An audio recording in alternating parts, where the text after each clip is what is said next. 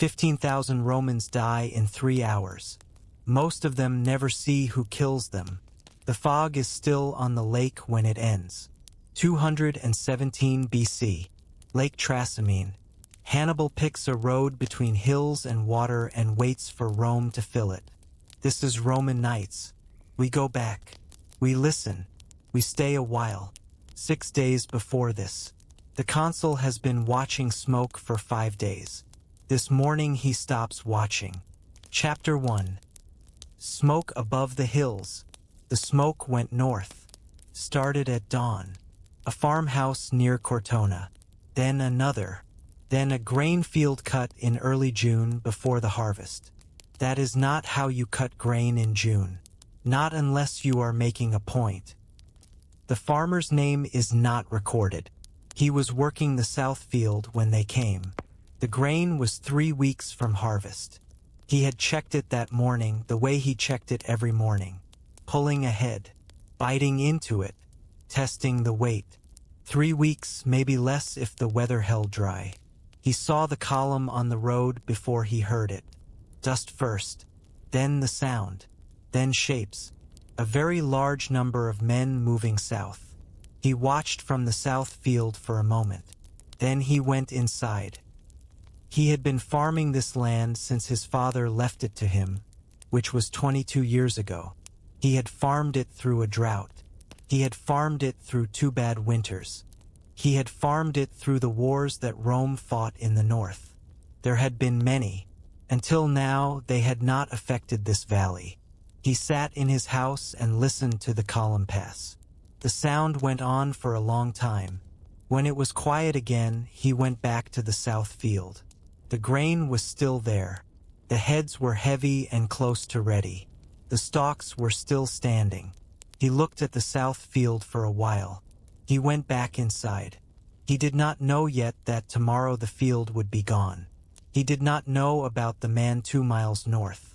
That man was counting farms on the left side of the road. He had already decided this valley was worth burning. This field would be one of them. He sat in his house. He thought about the harvest. He thought about the harvest for a long time. Hannibal was making a point.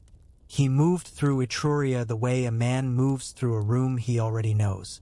Deliberate, unhurried. He chose the farms closest to the road. He left the ones behind the tree lines. He chose the granaries. He left the wells. There was a reason for everything this week.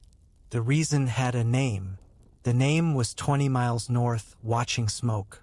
He counted the farms on the left side of the road. 11 this morning. He had counted things on the left since he was 11 years old. He did not know why anymore. He had stopped trying to know. Sura moved behind the column. He had not ridden her today. He preferred to feel the road under his feet when he was thinking. Roman construction south of Cortona. Good road. He could acknowledge this about them without it meaning anything. Etruria fed Rome. This was not a figure of speech. It was an agricultural fact. The valley floors between the Apennines and the Tiber had been under cultivation for 200 years. The farms were organized by size and crop in a way that reflected Roman planning at its most efficient. Wheat on the lower ground, barley on the slopes, olive groves on the ridges where the drainage was good, grapes on the terraced hills facing south. The grain came down the river roads in autumn. It went into the great storage buildings near the Tiber docks. From there it moved through the city's distribution system, the state granaries, the private merchants, the markets in the Subura and the Aventine. Rome had roughly 1 million people at this time. The city could not feed itself. It never could. The grain had to come from somewhere. Etruria was one of the places it came from. Hannibal had known this before he crossed the Alps. His father had maps. His father had people who read letters from Rome, from the merchant networks, from the Gauls who traded south. Hamilcar Barca had spent 20 years preparing a war he did not live to fight. He had known where Rome's food came from and where Rome's soldiers came from and where Rome's money came from. He had left that knowledge to his son. Hannibal chose the granaries first. Always the granaries. Not because burning grain was dramatic. Because grain was a number. You could calculate exactly what burning a granary meant. You could calculate how many weeks of supply it removed from a city's reserve. You could calculate how many farms needed to burn before the reserves fell below a critical threshold. He had made these calculations before the march south from Thessaly. He was not burning Etruria because it felt good to burn things. He was burning Etruria because of a man 20 miles north. That man was watching smoke, counting days, losing the ability to sit still. He had spent 3 months studying Roman commanders. Not their tactics, their patterns, the way each man made decisions under pressure. The Tribia had given him one set of data, the Ticinus another. He now had 6 consuls worth of information. He had organized it the way he organized everything. By type. There were 2 types of Roman commander worth thinking about. The first type was rare. This type looked at a problem and asked, "What does my enemy want me to do?" Then he did something else. He had met one of this type so far, Scipio the Elder at the Ticinus. Scipio had seen what was coming and pulled back. He had saved his army by doing the thing that looked like retreat. The first type was harder to use against. The second type was much more common. This type looked at a problem and asked, "What should a Roman do here?" A Roman should not sit in a camp while the land behind him burned. A Roman should not wait for reinforcements when the enemy was visible and moving. A Roman should act. The question of what the enemy wanted him to do was a question answered afterward. The answer would be, the enemy wanted him to fail. Failure to act would be proof of cowardice. The second type was much easier to use against. Hannibal had not met Quintus Fabius Maximus yet. He had heard about him. He had heard that Fabius had been named dictator after the Tribia. He had heard what Fabius was doing, which was almost nothing visible. He would learn in the months ahead that Fabius was the first type. That Fabius was perhaps the most complete version of the first type he would ever encounter. But that was later. Right now, in June of 217 BC, Flaminius was the commander. Flaminius was the second type in its most developed form. He pressed his thumb against his knuckle. 3 days. He had information about Flaminius, not from spies exactly, from observation. He had been watching the way the Roman consuls operated since before the Tribia. Every aggressive man had the same shape. Every man who had risen fast had the same particular weakness. Flaminius had risen very fast. He had come from the class of men Rome called the new men, not the great families, not the ones whose names were on the temples. He had built his career on the support of the assemblies, on the votes of the farmers and the tradesmen, on the people who lived in the parts of Rome the senators did not visit. He had served as tribune of the plebs in 232. He had passed a land distribution law against the wishes of the Senate. The Senate had declared the law void. He had enforced it anyway. The farmers had gotten their land. Flaminius had gotten his career. He had been elected consul for the first time in 223. He had taken his army north into Cisalpine Gaul without waiting for the Senate's formal declaration of approval. He had crossed the Pur against orders. He had fought the Insubres on the north bank and won. The Senate had recalled him during the battle. He had kept fighting. He had won. The Senate had been furious. They had called the victory invalid. They had tried to force him to abdicate. He had returned to Rome and used the victory for his next election instead. This was the man Hannibal was dealing with. A man who had spent his entire public life proving that the Senate's caution was wrong. And his instinct was right. A man who had been rewarded for that pattern every single time. You did not have to respect an enemy to understand him. You did not have to like a pattern to use it. The smoke was the argument Hannibal was making to that pattern. Not the argument that said, "Here is where I am." Not the argument that said, "I am here." The argument that said, "Here is what I am doing to your people. You are sitting in a camp. You are doing nothing about it." Some men could resist that argument. He did not think Flaminius was one of them. 4 columns of smoke by midday. By the following morning, 5. He pressed his right thumb against his left knuckle. He thought about the road south of the lake. 20 miles north, in the camp at Arretium, Flaminius had 60,000 men. He also had orders. The orders said to wait for Geminus. Geminus held the eastern army at Ariminum. 2 days' march. The plan was to close together first, then move south as one force. The smoke changed the plan. Or it was changing Flaminius, which was the same thing. It went up the first morning south of Cortona. By the second noon, 3 columns. By the fourth morning, 5. By the 5th day, his sentries could smell it when the wind turned south. An officer came to the tent at midday. 6 more, he says. Flaminius did not look up.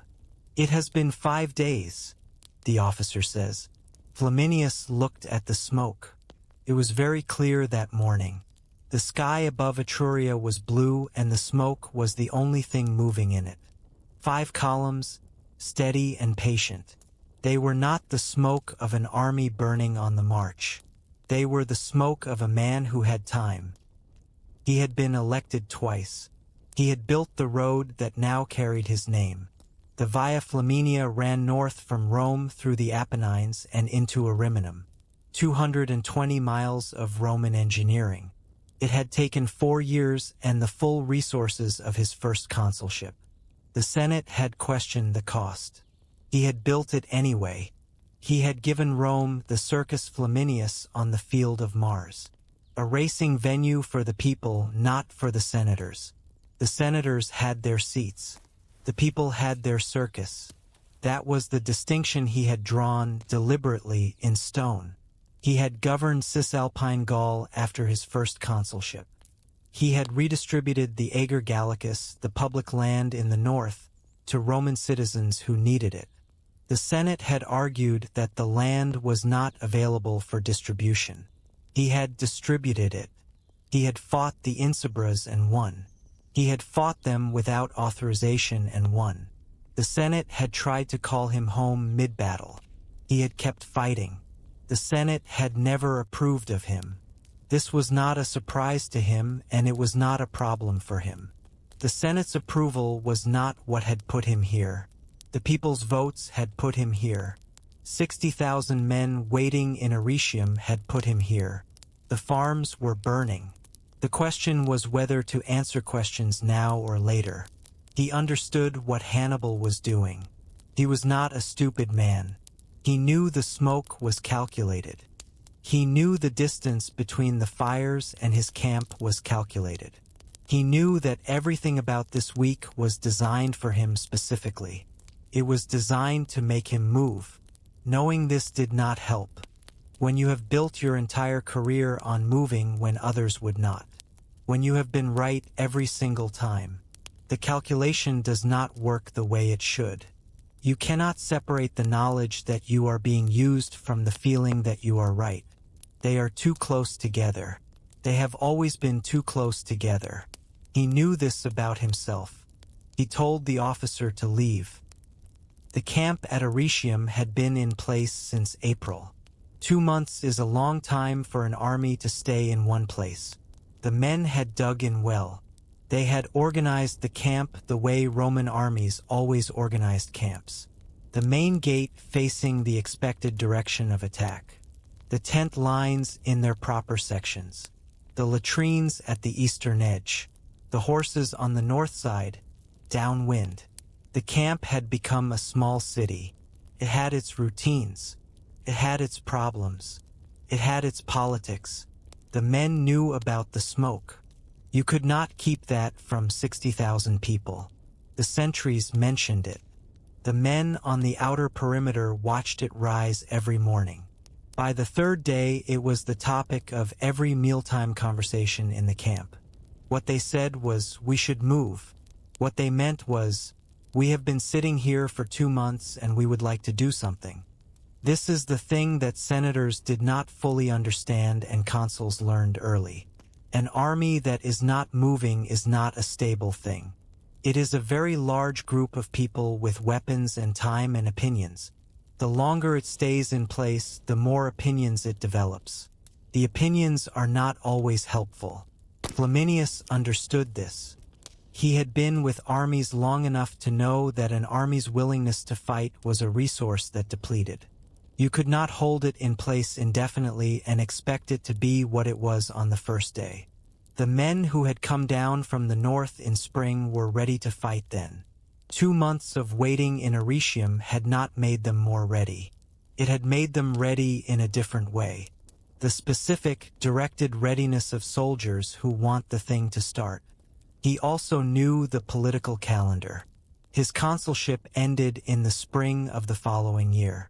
A consul who returned to Rome without a major victory was a consul who had failed at his primary task. The Senate would remind everyone of this. The assemblies would be less loyal. The clients and allies who depended on his influence would begin to look elsewhere. He was not a man who thought about his legacy the way some men did. He was not performing for the historians, but he was a man who understood power. Power required results. Results required action. Action required a decision. He had made the decision. He told the officer to leave. By the 5th evening, Hannibal had a number in his head. He had started at 12 days. He revised it to 4. Now he revised it to 3. He sat outside his tent as the sun went down over the hills west of the lake. He pressed his thumb against his knuckle. He thought about the road.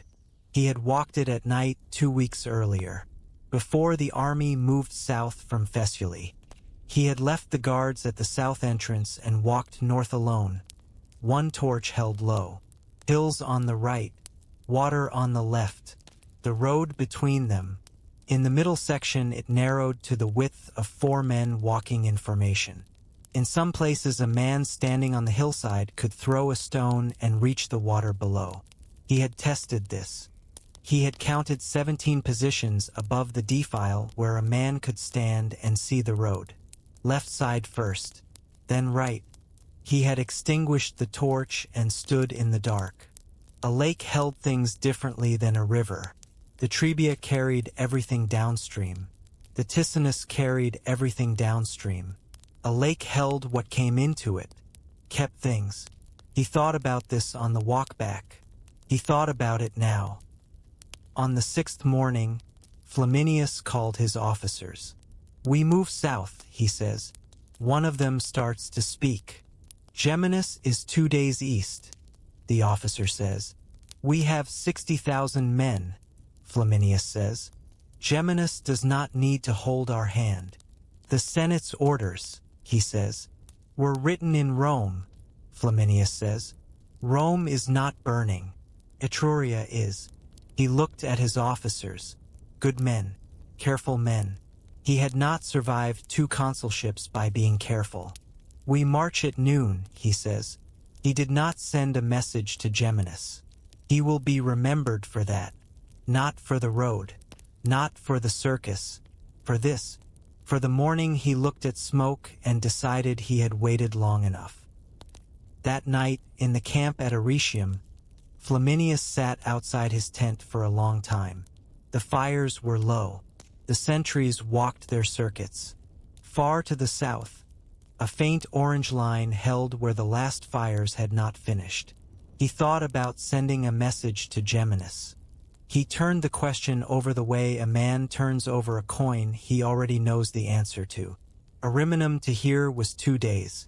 A message to Ariminum and a reply back was 4 days, minimum. The roads between them were mountain roads in the month of June. You could add half a day for weather, half a day for bad horses. He did not have 5 days. He knew this the way he knew the smoke was calculated. The way he knew the Senate would disapprove. The way he knew his career had been built on being right.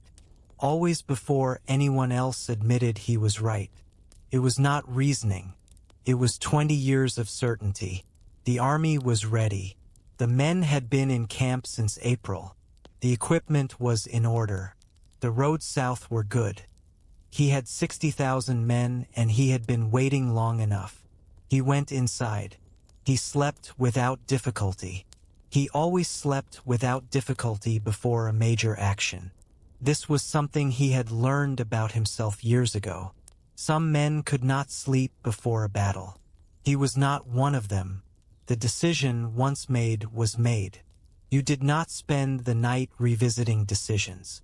He slept, and in the morning the army moved south. 60,000 men. Standard column. The road dust rose ahead of them. The smoke was visible on the right side of the column all afternoon. They were moving toward it. The column moved well. The men were rested. They had been in Arretium since April and were ready to move. The equipment was in order. Flaminius rode at the front. He checked the column the way he always did, watching it stretch behind him. He did not send a messenger east to Ariminum. He thought about it once in the early afternoon. He thought about Geminus and what Geminus would say when he heard. He stopped thinking about it. The smoke was ahead. By late afternoon he could smell it faintly. Burned grain. The particular smell of a summer field destroyed on purpose. He rode toward it.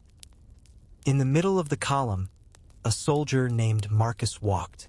He was 23 years old and from a village north of Capua. He had been in the army since the previous autumn. This was his first campaign. He could not see the front of the column. He could not see the back. He could see the man in front of him and the man behind him. The road under his feet, the hills on the right, the blue sky above. The smoke was on the right. It had been there since midday. It was not one column now. It was a smear, a wide brown line against the blue. Smelled like bread, almost burned bread. The smell of something that was supposed to feed someone but would not. He had grown up on a farm. He knew what burning grain smelled like. He did not think about the people who had grown that grain. He thought about the smell. He thought about the road under his feet. He thought about the weight of his equipment. He had been carrying it since the 4th hour of the morning.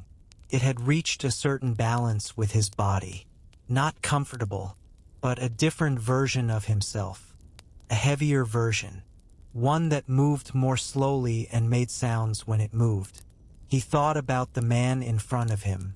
He did not know this man well. They had been camped near each other for 2 months but had not spoken often. The man's name was something from the south. He could not remember it now. He watched the man's back as they walked. The way the pack shifted on every step. The particular rhythm a man develops after 4 hours of walking. The body has given up making it efficient. It has accepted the distance and settled into something not comfortable but sustainable. The column moved south. The smoke moved north. They were going toward each other. 20 miles south, Hannibal counted 11 farms on the left side of the road. 3 days. He was right within a morning. He did not tell anyone about the number. He never told anyone about the numbers. The count of days. The count of farms. The count of positions on the ridge above the lake. He went to his tent and told his officers to prepare the march south for the following morning. They would move slowly. He wanted Flaminius to see them moving. The grain would not arrive in Rome this autumn. Not from the valley south of Cortona. Not from the farms along the western ridge. Not from the granaries at Arretium that Hannibal had reached last week before turning south. The men who tracked these things in Rome would understand the numbers first. They always did. They would calculate the shortfall against the Sicilian reserves. Against the Sardinian shipments, they would decide whether the deficit could be managed. Could, probably. For this year. Hannibal was not thinking about this year. The Etrurian harvest in a normal year ran from late July through September. The valley floor between Cortona and the lake produced large amounts of grain in a strong season. Rome measured grain in modii, 8.5 pounds per measure, roughly. The valley could produce enough to matter to a city the size of Rome. What Hannibal had burned in 5 days was not all of it. He knew that. He was not trying to starve Rome in June. You could not do that in June. The reserves from last year's harvest were still in the warehouses. The Sicilian grain ships were loaded. The Sardinian ships were being loaded now. He was burning something else. He was burning the idea that the land behind the army was safe. He was burning the Senate's ability to say, "Hold your position, we will manage the supply." He was burning the confidence that comes from knowing your back is covered. When that confidence breaks, men move. He thought about 3 days. The road south of Cortona had one quality that Roman engineers had not fully accounted for. It ran along the western edge of the valley. On clear mornings, smoke rising from that valley reached the camp at Arretium. Smoke from terrain further west did not carry the same way. The hills framed it. The air over the valley rose cleanly. A column of smoke over the valley floor carried differently than a column of smoke from the ridge. Hannibal had noticed this on the reconnaissance. He had placed the first fire accordingly. Chapter 2. The General Who Did Not Stop. The 5th morning. The smoke was on the horizon before the light was fully up. It came from the south. It had come from the south for 5 mornings. It was the same smoke every morning, which meant it was not the same smoke. New farms, new granaries, a new valley he had not protected. Flaminius stood at the edge of his camp and watched it. He had been consul before. He knew what watching smoke meant. It meant Hannibal wanted him to watch. The calculation was clear enough. You are watching while Roman land burns. You are the man responsible for stopping this. You are doing nothing. He watched the smoke. The letter from Geminus had arrived 2 days ago. Geminus commanded the other consular army. He was 4 days north. He had written to say that a coordinated movement would be the safer approach. Wait for him. Move together. Do not give Hannibal the advantage of a divided response. Geminus was not wrong. Flaminius read the letter twice. He placed it under a portable writing table in his tent. It was still there. He had written back. He had said, "I will keep you informed of my movements." He had not promised to wait. His tribunes had opinions. They expressed them with the careful indirection of men who had learned when to speak and when to stop. The senior tribune, Quintus Marcius, had come to him on the 3rd day. He had said, "The terrain south of the lake is unknown to us. The scouts have not returned from the defile road." He had said, "It might be worth considering a delay until Geminus arrives." Flaminius had said, "We move within 2 days." Marcius had said, "The consul's judgment." Then he had left. That was 2 days ago. Last night, Marcius came back. He stood at the tent entrance. He did not sit. He said, "The scouts still have not returned. 2 full days now. Both possibilities remain open. They encountered something or they found nothing and took a different route. Cannot tell you which." Flaminius said, "Scouts are sometimes delayed." Marcius said, "Yes, but 2 days is longer than a standard delay." Flaminius said nothing. Marcius stood there for a moment. He was a careful man who had been a careful tribune for 11 years. He knew when to push and when to let a silence be a silence. He said good night. He left. Flaminius lay in his tent that night and thought about Marcius. a good tribune, careful in the right ways. He expressed his concerns and then stepped back from them. He did not press. He was not the kind of tribune who came back 3 times with the same concern wearing different clothes. He came once, clearly, and then let the decision belong to whoever had the decision. The decision belonged to Flaminius. He stared at the tent roof. The tent roof at night had a specific quality. Darkness with a grain to it, the texture of waxed fabric in the dark. He had been looking at it for a long time. The truth about Flaminius was that he was not a man who had ever been stopped by doubt. This had made him successful. It had also made him enemies. The two things were the same thing repeated over 20 years. He had passed the Lex Flaminia against direct Senate opposition. The augurs had declared unfavorable omens on the day of the vote. He had passed the law anyway. The law gave public land to the poor citizens of Rome who had no land. The poor citizens of Rome remembered this. The Senate remembered it differently. He had defeated the Insubres north of the Po without authorization. His consular colleague had counseled against engagement. A Senate dispatch had arrived telling him to halt and await instructions. He had read the dispatch. He had put it down. He had engaged anyway. He had won. He had won. He had held a triumph. The Senate refused to vote the triumph formally. He held it anyway. Then they had elected him consul again. 6 years later, the people had elected him consul again, and the Senate had done what they could to prevent it. They had tried omens again. The augurs had found problems with the auspices at his inauguration. He had declined to return to Rome to address the problems. He had taken command of the army in the field. He had been doing this for 20 years. Taking command of things the Senate preferred he not command. Making decisions they preferred he not make. The pattern was him by now. He could not have separated himself from it if he tried. He stood at the edge of the camp in the 5th dawn and looked at the smoke. He thought about what the Senate would say if he waited for Geminus. They would say he failed to protect the Italian allies. The Etrurian farmers appealed to Rome for protection. He watched their grain burn.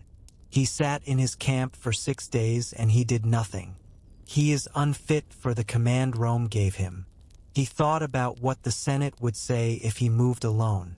They would say he was reckless. He divided the consular forces. He exposed the army to a superior enemy on unfavorable terrain without coordination. He is unfit for the command Rome gave him. There was no version of this where the Senate would be satisfied. He had known this for 5 days. He knew it now. The harder truth was this. He believed he was right to move, not in the way a man tells himself he is right after the decision is already made. In the other way, the way a man is right before he decides. The way you know something in your body before you find the words for it. He had been looking at this campaign for months. Hannibal was moving through Italy looking for a fight. Fabius would not give him one. The Senate had given Fabius that decision. Now they were watching Italian land burn. Hannibal walked where he wanted. Someone had to fight. He had 60,000 men. He was a consul of Rome. He had beaten the Insubres when he was supposed to wait. He had passed the land law when he was supposed to fold. He did not stop. That was what he was. He could say this without pride and without apology. It was simply accurate. 20 years of the same answer every time the question came up. He was not a man who stopped. He thought about the scouts. He thought about them in the specific way you think about information that complicates a decision you have already made. He turned them over. He looked at them from different angles. 2 days was longer than a standard delay. 2 days could mean many things. They could have encountered something. They could have found a different route back and gotten lost. They could have made camp and overslept. He had had scouts do all of these things in his career. 2 days was not evidence of something waiting in the hills. 2 days was 2 days. He weighed it against 5 days of smoke. He weighed it against the 6,000 soldiers Hannibal had killed at the Trebia, the farms in the valley below. The Etrurian farmers had been looking north for 5 days, toward the Roman army at Arretium, waiting for someone to move. He set the scouts down. He had not named his horse. He had learned early not to name an animal he might lose. It was a grief you could avoid. His horse was a bay gelding from the southern breeding stock. Strong quarters, a good mouth. He had ridden this animal for 2 seasons without naming it. He had learned this the first time in his 20s before the first campaign. He had not made the mistake again. He walked to where the horse was tied. He stood beside it for a moment. The horse turned its head toward him. He did not say anything. He had been awake since the 3rd hour. He had lain in the tent until the 5th hour. Then he had gotten up. At the morning meeting he says, "We march south at the 1st hour." Marcius said, "The scouts." Flaminius said, "South at the 1st hour." The tribunes looked at each other. Then they left to prepare the column. He ate quickly. He did not think about eating. The food was there and he ate it. Outside, the column was beginning to form.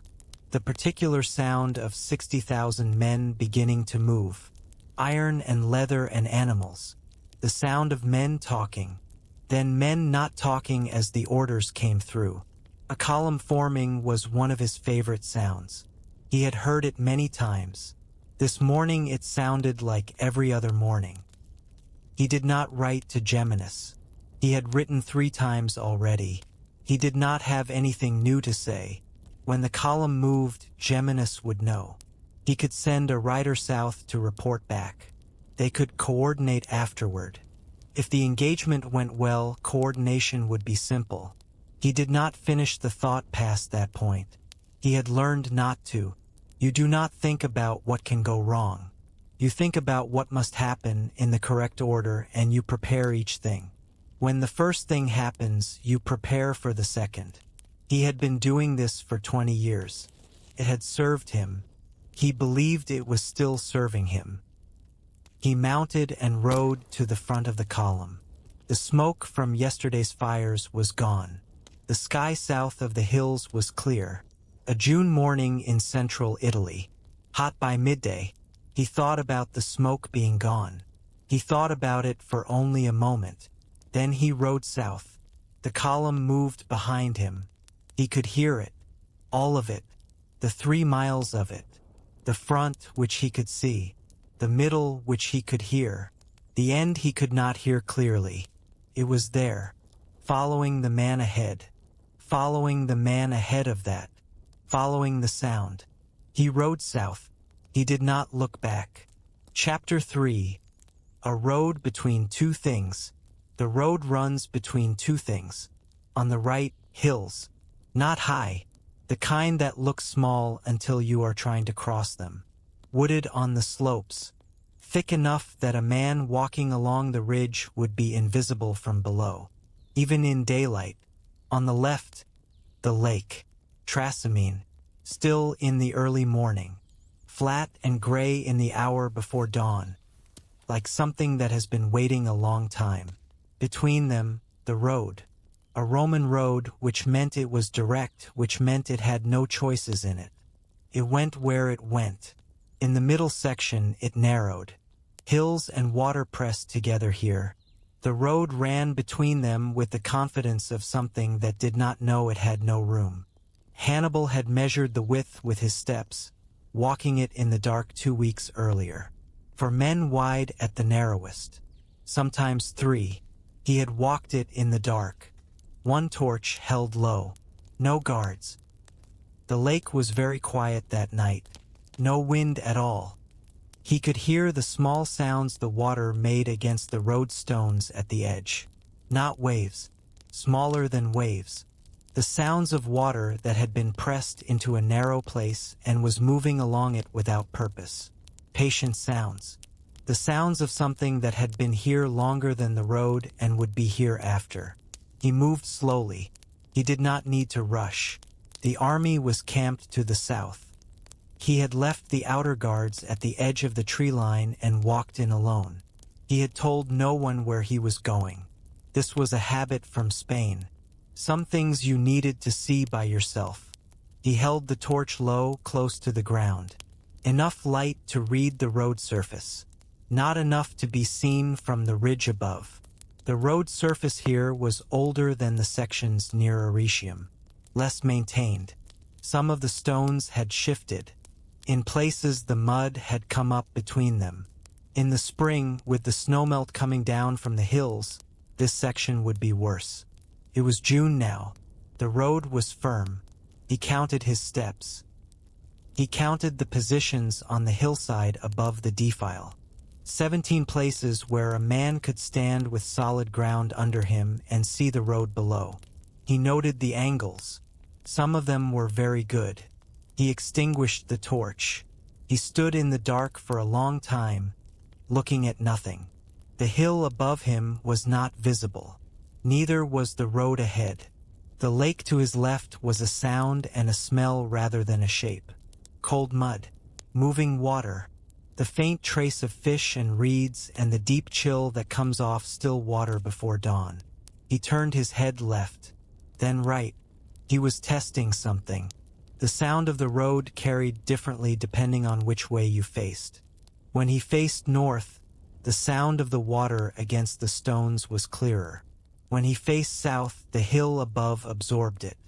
He thought about 60,000 men walking on this stone. He thought about what that would sound like. He turned and walked back south, very slowly, counting his steps. He had been thinking about the difference between a river and a lake since the army arrived here. He had crossed 3 rivers since coming into Italy. The Ticinus, the Trebia, the Arno, in effect moving through the swamp country at its edge. Rivers moved. They carried things forward. A river after a battle was different from the river before it. The current took what the battle left. By the next morning the water was moving again. Clean. A lake held what came into it. He had thought about this the first night he walked this road. He thought about it again now, standing in the dark with the water 12 feet to his left. He was not a man who thought about water as meaning. He was a man who thought about water as terrain. Water to the left meant the Roman column could not move left, could not form up to the left, could not spread. Water to the left meant the only direction was forward. Forward was where he was going to put his heavy infantry. He pressed his thumb against his knuckle. The calculation was clean. He arranged the forces 3 days before the Roman army arrived. The first day he walked the positions himself.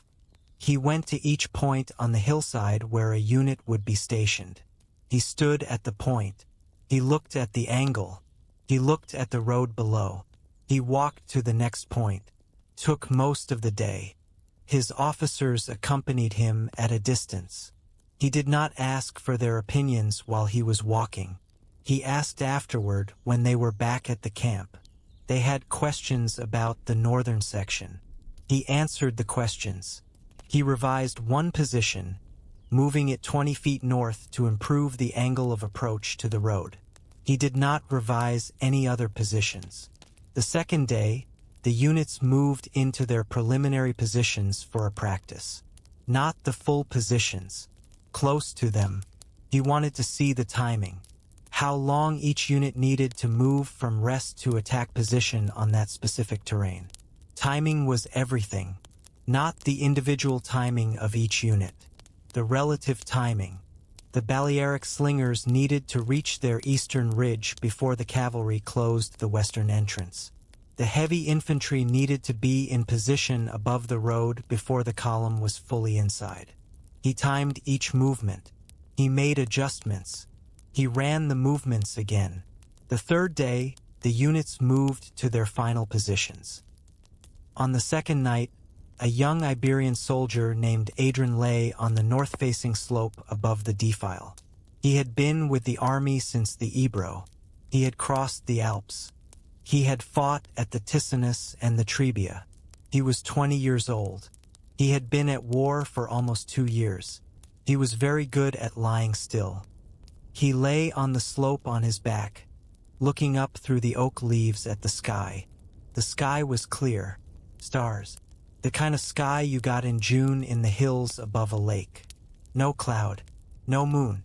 He had slept under this kind of sky hundreds of times. He was not asleep now. He was waiting, which was a different state. He thought about the slope. He had walked down this slope earlier in the day, as part of the practice movement. 3 times. Each time, he had felt the angle change under his feet at the steeper section. It was manageable in daylight. You shifted your weight forward slightly. You took shorter steps. You kept the shield close and let it absorb some of the weight you were putting into the hill. In fog, it would be different. In fog, you could not see the angle change before you reached it. He had thought about this. He had mentioned it to his unit leader. His unit leader had said, "When you feel the angle change, shorten your step. Follow the sound." He lay on the slope and looked at the sky. He thought about the angle, the shortened step, the sound below. The lake below was very quiet. He could not see it from where he was lying. He could hear it. Small sounds against the road stones at the edge. Patient sounds. He had heard this kind of sound his whole life, growing up near the rivers in Iberia. Water that had been here for a long time and would be here for a long time after. He thought about home, not in the way men think about home when they are afraid. He was not afraid. He was in a state he had learned to call readiness. Readiness felt like alertness combined with stillness. Your body ready to move. Your mind clear. In between readiness and movement, there was sometimes a space where you thought about ordinary things. His mother's cooking, the smell of the river in spring, the particular sound of the market in his hometown on a Thursday morning. He let the ordinary things be there for a while. Then he let them go. He turned onto his side, facing the slope above him, and he waited. Across the hillside, in the hour before dawn, 40,000 men were waiting. Not all of them lay still the way Adrian did. Some of them moved slightly. You could not keep 40,000 people completely still for hours. Some of them adjusted their position. Some of them turned their head. Some of them closed their eyes and slept a little. Soldiers learned to sleep in small pieces. Anywhere. For short periods. The officers did not try to enforce total stillness. They enforced silence. Silence was the important thing. A man who shifted his weight on a slope was invisible. A man who spoke was not. The hillside was silent. The fog moved through it. Came in from the lake below. Hannibal had seen it come twice in the weeks since they arrived here. Cold off the water. Found the low places first. The gullies between the rocks. The hollows where the undergrowth was thick. Then it climbed. By the hour before dawn, it was everywhere on the slope. The men lying in it could feel it on their faces. Cold and damp. The smell of old water and the particular mineral smell of the lake. Below the fog, the road disappeared. Above the fog, the sky was beginning to lighten. The stars were fading one by one, not all at once. One by one, from east to west, they went out. Adrian watched this from his position on the slope. He had turned onto his side and he could see the sky above the tree line. He watched the stars go out. He had done this before, in Spain, before the crossing of the Ebro, which had been the first action he was part of. He had lain on the bank of the Ebro in the dark and watched the stars go out. He had thought about his mother's cooking. He thought about his mother's cooking now.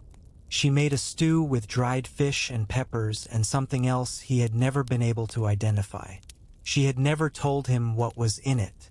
He had asked several times over several years, and she had answered differently each time. He did not know if this was because she had forgotten or because she did not want to tell him. He thought about this for a while. Then the stars were gone. The sky was gray. The fog below was gray. The trees around him were gray. Everything was the same color. There was no sound at all. He lay still. He was ready. The plan was simple. Simple plans had fewer things that could go wrong. The Gallic and Spanish cavalry would close the western entrance of the defile. They would ride in after the Roman column had entered. The entrance was narrow enough. The cavalry could hold it. No Roman would push through a line of Gallic cavalry at a four-man entrance. The Balearic slingers and light infantry would take the eastern ridge, the high ground at the far end. They would fire down into the road. They did not need to see individual men. The road was directly below. A slinger who could not see the road could still hear it. The sound of 60,000 men on stone was not a subtle thing. The African and Spanish heavy infantry would hold the north-facing slopes. The long section above the middle of the defile. They would come down when he gave the signal. He had tested the slope. It was workable at a controlled pace in daylight. In fog or dark, slower. He had planned for slower. Hannibal would stand on the central ridge with the Numidian horse. He would watch. He would give the signal. 40,000 men had been in position since before dawn. They were lying down. Most of them. The slope above the defile was not flat. It was angled, roughly 30 degrees in the steeper sections. Lying on a 30-degree slope in the dark in full equipment for 2 or 3 hours. Not comfortable. Not supposed to be comfortable. Supposed to be invisible. The African infantry had been in place since before sunrise. The Spanish infantry as well. They lay in the trees and the undergrowth, and they were very quiet. Animals made more sound than they did. The Gallic infantry at the entrance positions had a harder task. They were mounted, or they were standing with their horses, in the tree line south of the entrance, waiting for the signal to move. Horses do not wait quietly the way men wait quietly. Horses shift. They breathe loudly. They knock their hooves against roots and stones. Keeping a line of cavalry still in a tree line for 2 hours required men who knew horses. The Gauls had been doing this since they were children. It was nearly dawn when the fog came off the lake and moved into the defile. The men on the slope above felt it first. The temperature dropped. The air went from dry to damp. Then the white came in from the left and covered the road below. From the slope above, the road disappeared. Viriato's man came to him in the dark and said, "The fog is in the defile." Viriato said nothing. He had heard the possibility discussed. He had concluded, it changes nothing. The signal would still come. The plan would still work. He waited. The signal was important. Most commanders used visual signals. Flags, torches, a raised standard. These worked well in clear conditions on open ground, with the signaler visible from both flanks. He was not planning for clear conditions. He had designed this around sound. A horn call, one long note, sustained for as long as a man could hold his breath. Every commander on every position knew that call. They had practiced it 2 weeks ago, in the dark, to confirm the sound carried through the wooded hillside. It did. Sound moved differently in these hills than on the open plain. The ridgeline on the north side acted as a wall. Sound bounced off it and came back changed, lower, but the horn note at the right pitch cut through. He had tested 3 pitches. One of them worked. He had one concern about the plan. The fog. He had seen the lake fog twice in the days since the army arrived. Came up before dawn. Filled the defile. In the first fog, he could not see the road from the ridge. He thought about this for a long time. He concluded it did not change the plan. The plan did not require him to see the road. The plan required 3 things: the cavalry closing the entrance, the slingers firing, the heavy infantry coming down. Each of these could be done without sight. The positions were marked. The signal was sound. If anything, the fog helped. He pressed his thumb against his knuckle. He looked at the ridge positions one more time, left to right. One thing gave him quiet satisfaction about this place. The lake produced fog in the early morning. Not always, but in June with the right conditions. Warm water, cold air before dawn. The fog came off the surface and filled the defile. He had noticed this the first night he walked the road. He had not counted on it. You did not count on weather, but the possibility was there. A Roman column entering a defile in thick fog could not see the hillside above, could not see the water below, could not see the entrance closing behind, could not see anything at all. The evening before the Roman vanguard appeared at the south entrance, a man came to his tent. The man's name was Viriato. He commanded 4,000 Gallic infantry on the northern slopes. He stood at the tent entrance. He did not sit. The promise, Viriato says. Hannibal knew which promise. After this, Hannibal says, the men who are not Roman citizens, Viriato says, we release them. Yes, Hannibal says, they go home. Viriato looked at him for a moment, not checking the answer. He knew the answer. He had heard it before every major action since the Trebia. My men will be on the northern slope, Viriato says. Yes, Hannibal says. We come down on the signal. Yes, Hannibal says. Viriato leaves. It was not a complicated exchange. It was the same exchange they had before the Trebia, before the Ticinus, before every crossing and every action going back to Spain. You fight with us. When it is done, the prisoners who are not Romans go free. That is the agreement. Hannibal had not broken it yet. He was not planning to. After Viriato left, he sat outside the tent for a long time. The lake was very dark in the evening. The hills around it were darker. He could see the outline of the ridge where his African infantry would be positioned by morning. He could not see the road below. He knew it was there. He thought about language. The word for this was different in Punic than in Latin. He had thought about this before. In Punic, the closest word was something like the creation of conditions. In Latin, the closest word was closer to trap. He had grown up speaking Punic and Greek and enough Latin to understand what Romans said about him. The Latin word was simpler. The Punic word was more accurate. He was creating conditions. Tomorrow, in the defile, those conditions would either work or they would not. He had done everything that could be done. He went inside. That night he lay on his side in the tent and began to count backward from 600. The number was lower than it had been. Before the Alps it had started at 900 or higher. Before the Trebia it had started at 700. He was starting lower now. He did not know if this was a problem. He thought about his father.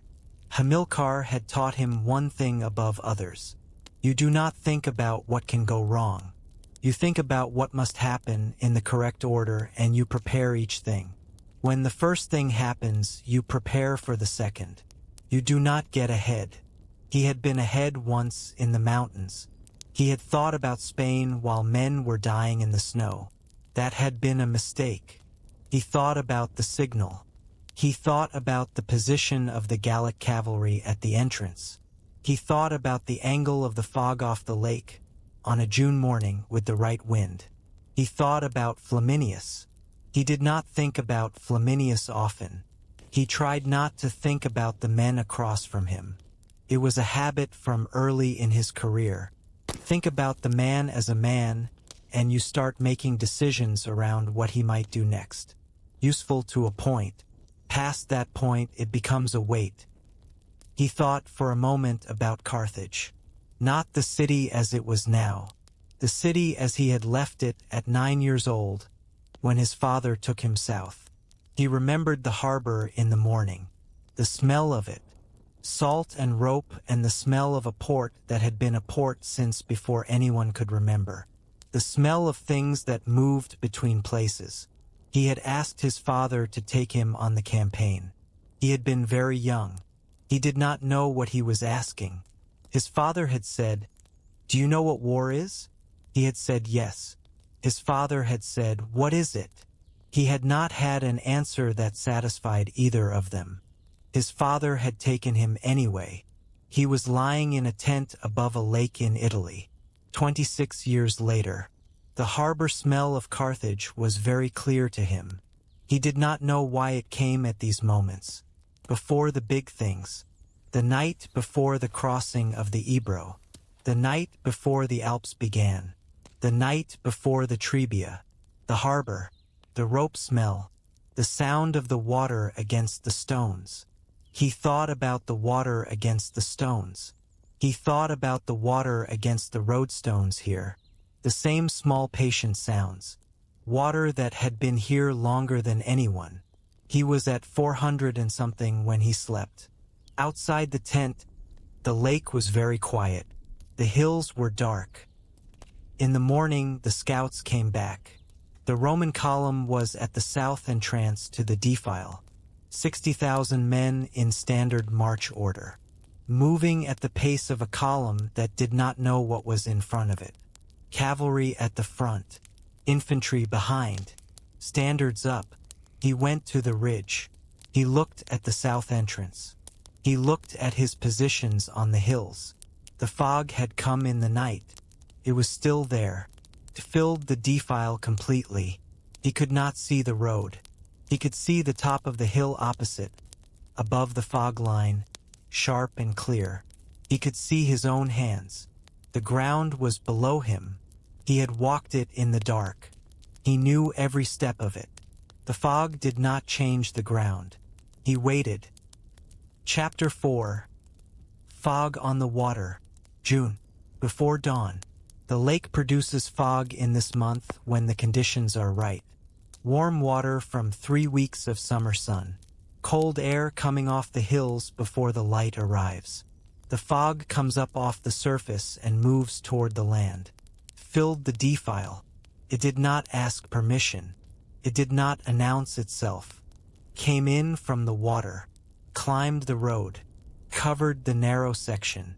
Then it kept going up the hillside into the trees. The hill and the road and the lake became one gray thing. The fog had its own smell. Cold mud, old water, reeds, and the particular mineral smell of a lake that has no outlet. The water of Trasimene had nowhere to go. It stayed. It absorbed the summers and the winters and the things that fell into it, and it kept all of them. That morning the smell of the fog reached the ridge before the fog itself did. He noticed this. He made a note of it. Small observations. The kind that might matter later. Then the fog came up below him. Hannibal had been in position on the central ridge since 2 hours before the light. He had climbed the slope in the dark. He knew the path. He had walked it twice. He sat on a flat stone near the ridge and waited. The fog came up below him. He watched it fill the defile. He could see the outline of things at first. The road, the pale surface of the lake to the left. Then the fog thickened and the outlines disappeared. He could see nothing below. This was something he had not planned for and could not have planned for. The fog was a fact of this place in June. He had noted the possibility. He had not expected it to be this complete.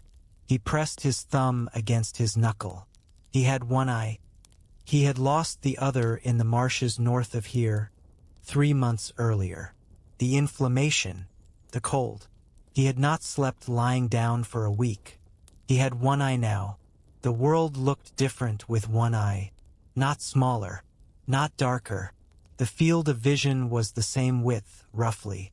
What changed was the depth. The way things related to each other in space. He had been compensating for 2 months now. He had gotten better at it. But compensation was not the same as natural vision, and he knew the difference. With one eye, the fog looked flat. With two eyes, fog had depth. You could sense where it ended even when you could not see it end. Something about the way the light moved through it told you. One eye did not have that sense. One eye looked at the fog and saw a flat white surface, like a wall, at an uncertain distance. He had adapted. He had adapted to things before. The fog had taken the rest. He could see the ridge beside him. He could see his own hands. Below there was nothing, just white. In the defile below, 60,000 Romans could not see the hillside. On the hillside, his men could not see the road. He could not see any of it. The fog was, in this respect, entirely fair. He thought about this for a moment. Then he thought, it does not matter. The plan does not require sight. The plan requires the signal. The signal is sound, not light. His officers know what to listen for. He pressed his thumb against his knuckle again. He thought about his father. Hamilcar had taught him something in Iberia when Hannibal was 8 or 9 years old. They had been riding out to inspect a piece of ground above a river bend. Hamilcar had stopped his horse on a high point and looked down for a long time without speaking. Then he says, "You do not need to see the enemy. You need to see the ground. The enemy will come to the ground." Hannibal had thought about this many times since. He thought about it now. The ground was below him. The fog covered the ground. He could not see the ground. It did not matter. He had seen it without the fog. He had walked it in the dark. He had counted its positions. He knew where the road was and where the slope was and where the water was. He knew where the enemy would come. He waited. He waited a long time. He had trained himself for this kind of waiting years ago in Spain before the war had a name. You planned the action. You prepared the men. You placed them. Then you waited, and the waiting was its own kind of discipline. Not passive. The opposite of passive. You held the plan very precisely in your mind while time moved around it. He held the plan. His officers were in position. He could not see them. He knew they were there. Below, somewhere in the white, the Roman column was moving. He could not hear it yet. He would hear it. He waited. The fog sat on the defile and did not move. There was no wind in the hour before dawn. The air was completely still. The fog did not drift. It stayed in the low ground between the hills and the lake, filling it the way water fills a vessel, to the edge and no further. He could see above the fog line. The sky was beginning to lighten in the east. Not dawn yet. The gray before dawn. The color that was not dark and not light and had no name in any language he knew. He had one eye. With one eye, the gray before dawn was very flat. It had no gradation, no sense of depth. It was simply gray everywhere at once until the shapes began to appear. The ridge opposite, the upper slope, the outline of the trees against the sky. He had learned to use the sounds to judge distance now. What he could not see in depth, he could hear in distance. A sound near was sharper. A sound far was softer and lost its edges. He had been doing this for 2 months. He was getting better at it. He sat on the flat stone and he listened. The lake was silent. The hills were silent. The fog was silent. 40,000 men on the hillside around him were silent. Then very faint, a sound. Iron on stone. The sound of a very large number of men walking on a Roman road. Far away still. South entrance. Growing. He did not move. He waited. Below, on the road, Flaminius moved the column forward. The fog came in before the scouts returned. By the time the vanguard reached the south entrance of the defile, the visibility was poor. By the time the main column followed, it was very poor. In the column, the men had been awake since the 4th hour. They had eaten before dawn. The mess fires had burned low and the cooks had given out what they had. The usual: bread from yesterday, hard cheese, the morning's water ration. The men had eaten quickly and in silence. They had been doing this for 8 months. The fog came in while they were striking camp. Most of them had never been in this part of Italy. The lake was south of their usual territory.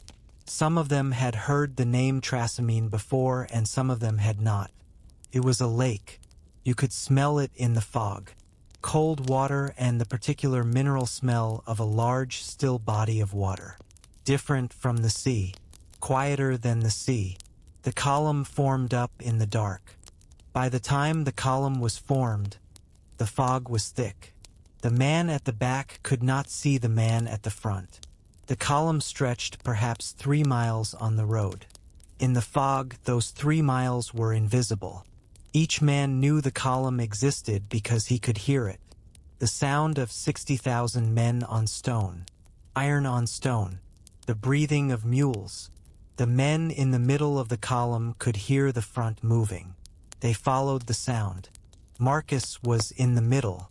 He had his shield on his left arm, his javelin in his right hand, his equipment strapped across his back. He was walking south into fog at the pace of the man in front of him. His feet were wet. The dew was heavy and the road was damp.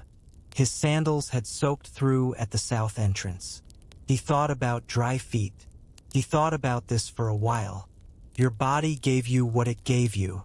His body gave him wet feet, a badly seated shoulder plate, the smell of the lake, the growing sound of the column as they entered the narrow section, the walls of sound coming in from both sides.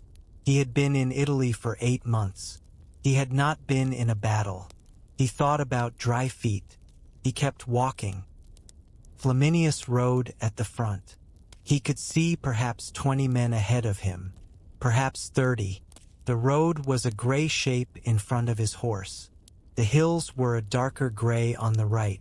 The lake was a sound on the left. Water against stone. He had been in bad conditions before. He had crossed the Pur in flood season. He had fought north of Placentia in December with snow coming in from the mountains. Fog was not the worst thing. Keep the column moving, he says. An officer rides up beside him. Consul, the scouts have not returned. Keep moving, Flaminius says. The officer drops back. The column moved forward. In the fog, a column of 60,000 men became many smaller things.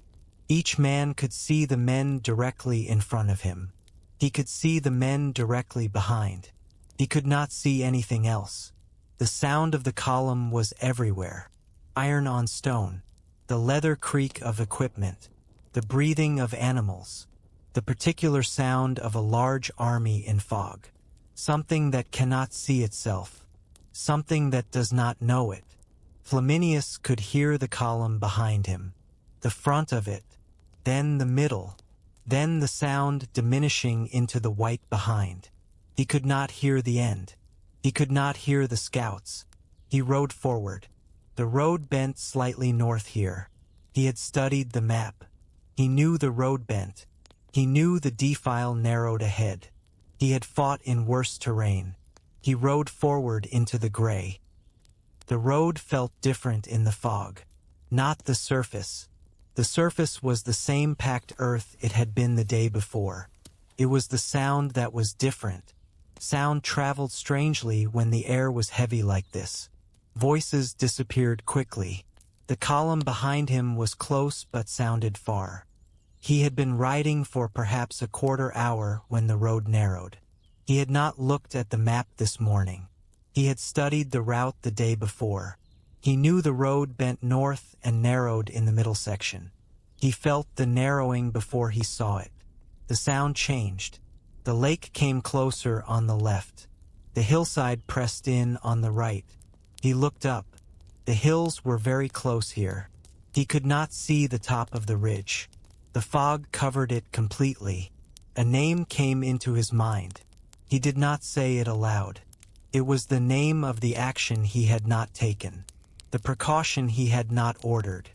He had not sent scouts up the ridge before the column entered. He had not done this because he had not expected to need to.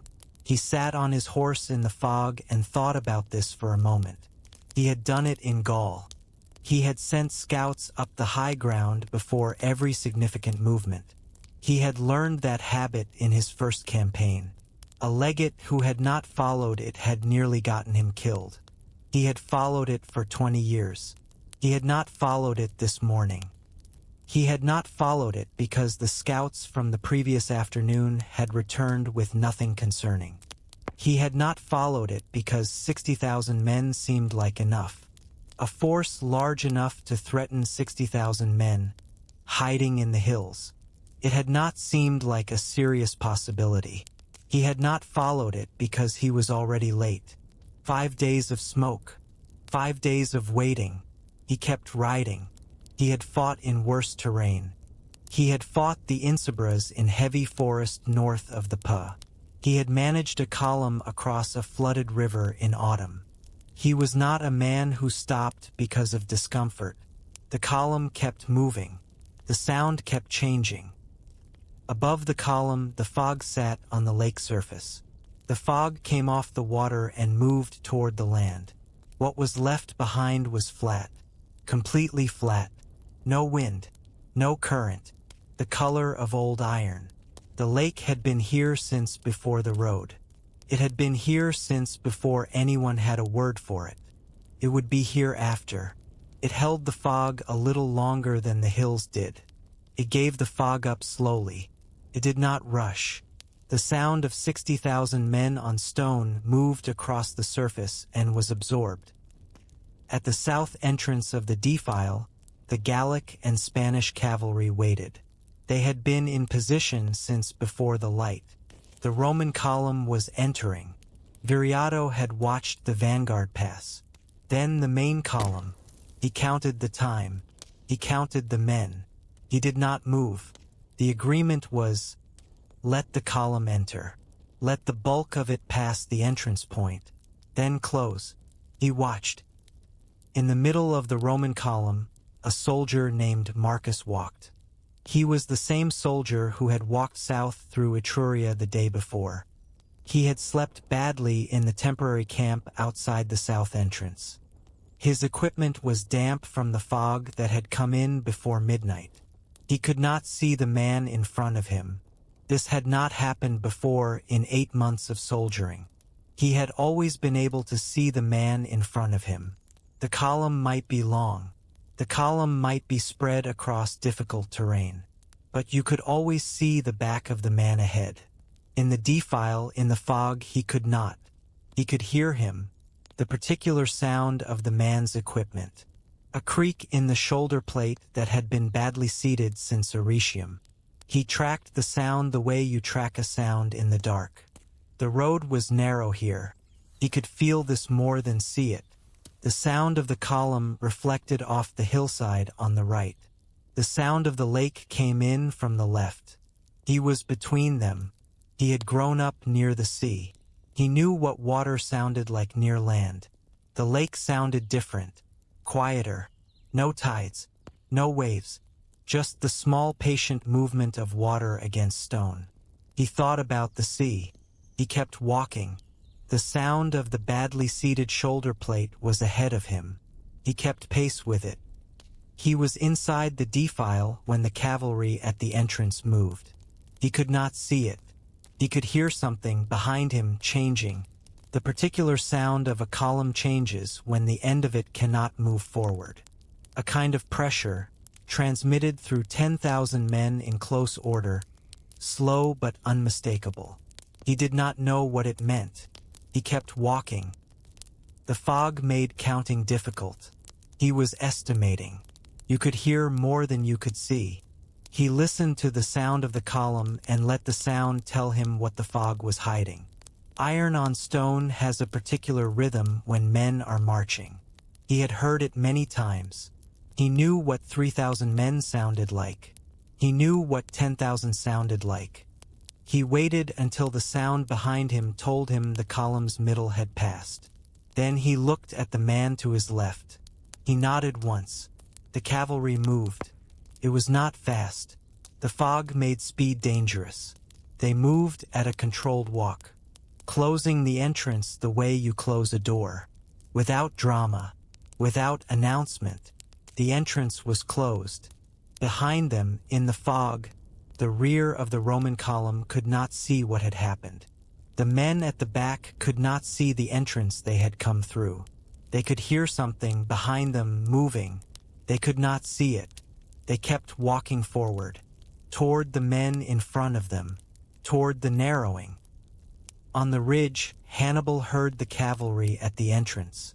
The sound was very clear in the fog. Iron on stone. The particular sound of horses moving in formation and then stopping. The entrance was closed. He stood up from the flat stone. He found the horn carrier beside him. He put his hand on the man's shoulder. He waited 3 more breaths. He pressed down. The horn note went out into the fog. It was a single, sustained note. Not high. A pitch he had tested 3 times in the weeks before.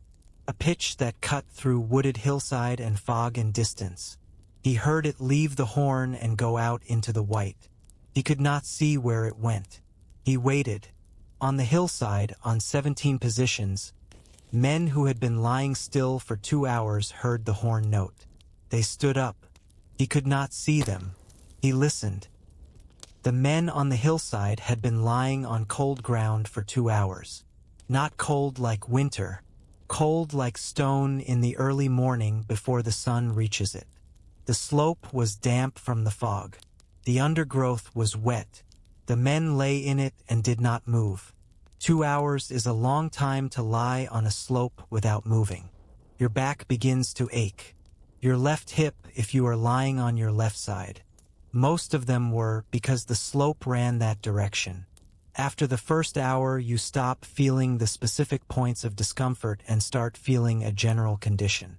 Not pain exactly. The feeling that your body is doing something it is not designed for and will have opinions about later. They had learned in 2 years with this army that later came later. Right now you lay on the slope and you did not move. The horn note came through the fog at them the way sound comes through fog. Muffled on the edges. Clear in the center. They recognized it. They had practiced it. They had been told. When you hear this, you stand up. You do not wait. You stand up. They stood up. They could see the fog below them. They could not see the road. They knew where the road was. They came down the slope. He could not see them. He listened. Chapter 5. 3 hours of iron. The sound came from above and to the right. Not metal yet. Stones first. The Balearic slingers released from the eastern ridge, and the stones came down into the fog without warning. A stone in the fog is not like an arrow. You do not see it coming. You do not hear it before it arrives. You hear it after. A man in the vanguard went down. He did not cry out. That was the part no one prepared you for. How quiet it was at the start. One man, then another. No sound from the hillside. No visible enemy. Just men falling in the road and the men behind them not knowing why. Then the heavy infantry came off the northern slopes and the sound arrived. The slingers had been on the eastern ridge since 2 hours before dawn. 40 of them. Balearic. They came from the islands west of Carthage's old territory. They learned to use the sling before they learned to walk properly, or so the story went. Hannibal had heard this story from several people. He did not know if it was true. He knew what they could do. At this range, a lead shot from a Balearic sling hit with the force of an arrow at close range. You did not need to aim precisely. You needed to know where the road was. You needed to know that a column of men standing on that road was not a small target. The first shots went out blind. Into the fog. Into the sound. The sound of 60,000 men on stone was not a subtle thing. You could aim at a sound. You could aim at a shape in the white. You could put a lead shot anywhere in the middle of that road and hit someone. The men on the road heard the first shots land. They heard the sounds men make when a lead shot hits them. They did not know what the sounds meant yet. Then they did. The fog worked both ways. The Romans could not see the hillside. The men on the hillside could not see the road. But they did not need to see the road. They knew where the road was. They came down the slope and they followed the sound. Sound traveled in the fog with particular clarity. Iron on iron. Shields meeting shields. The low, continuous sound of men pushing against men who were pushing back. It was not the sound of battle as men imagined it. It was a grinding, like millstones, slow and enormous and relentless. Hannibal listened from the ridge. He could not see it. He could hear everything. He stood very still. He had fought 3 major engagements in Italy. The Ticinus in November, a cavalry skirmish by the standards of what came after, but it established the pattern. The Romans came at you the way they always came, in order, in formation. The order was their strength and their constraint at the same time. The Trebia in December, 40,000 Romans across a river in winter, cold before the battle started, cold before the flanking cavalry found their backs. The center held longer than he expected. Roman centers always held longer than you expected. Then the flanks gave. Trasimene was different from both of them. At the Ticinus and the Trebia, the Romans could see the battle. They could see the flanks collapsing. They could see where their formation was breaking. Seeing it did not always help. But it was information. It was the kind of information an army could process and respond to. In the defile below him, 60,000 men could see nothing. They could hear the battle. They could feel the men pressing into them. They could not see where the attack was coming from. They could not see the extent of the thing they were in. They could not see the entrance closing behind them. A man who cannot see the extent of a thing cannot calculate whether he can escape it. He can only respond to what is directly in front of him. Press forward. Press back. Go to the water. This was the design. He pressed his thumb against his knuckle. He counted the sounds the way he had counted farms on the left side of the road. Sound of the slingers. Sound of the heavy infantry making contact. Sound at the south entrance. The cavalry had closed it. That was the entrance closing. That sound. All the sounds were where they were supposed to be. He stood very still. By the first hour, the Roman formation had collapsed in the middle section. The column had entered deep and in order. Standard march. The attack came from the hillside. The men at the front could not reach the men at the back. The fog made this impossible. The press of bodies made it impossible. The men at the back heard fighting and pushed forward. The men at the front were already pressed from above and could not push back. The middle had no room. There was one direction with space. The lake. Men went into the water. Some by choice. Some because the man behind them could not stop. The Roman legionary armor was designed for the road and the field. It was excellent armor. In shoulder-deep water, it was a different thing entirely. The sounds from the water were brief. The lake at Trasimene was not deep at the north shore. In the middle sections of the defile, the road ran within 30 feet of the water's edge. The bottom was muddy, not rock. The mud pulled at a man's feet. Roman armor weighed between 30 and 40 pounds. The helmet, the mail shirt, the greaves, the shield. It was designed for a man standing on solid ground. Designed for a man who could anchor his feet and use the weight to press forward. In water, the weight was still there, but the ground was not. A man who went into Trasimene in full armor had perhaps 4 minutes before the weight made decisions for him. Some of the men on the shore saw this and removed their armor. Some of them made it out. Most of them were not near the shore when they needed to make that decision. They were in the middle of the road. Thousands of other men around them. The hillside on the right pressing down. The water on the left. No direction available. The press was the thing, not the weapons. The press of 60,000 men in a space designed for 4,000. Below, in the middle of the road, a soldier named Gaius was still standing. He had been marching third row, left file when the stones started. He had not understood what was happening for a long time. You did not understand it. There was no vantage point. There was fog and sound. A man fell ahead of you, then the man to your left. The world became very small. He held his shield up. He had been told to hold his shield up. He held it up. Something struck it from the right, then from above. He did not move. He had been trained to hold the line. The line was gone.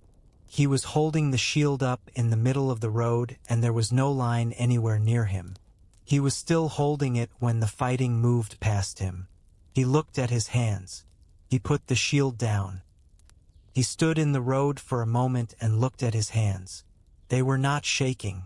He was surprised by this. He had heard that hands shook after. His did not. He was aware of the sounds. They were still there. All around him, iron on iron. The low sound of men pushing. Somewhere to the right, a voice saying something in a language he did not know. Behind him, somewhere in the fog, a very large number of men doing things he could not see. He was thirsty. He thought about this for a moment. The lake was to his left, perhaps 30 feet. He did not go to the lake. He had seen what was in the lake. He thought about his father's house in Capua. He thought about this for no particular reason. It was just there. The house.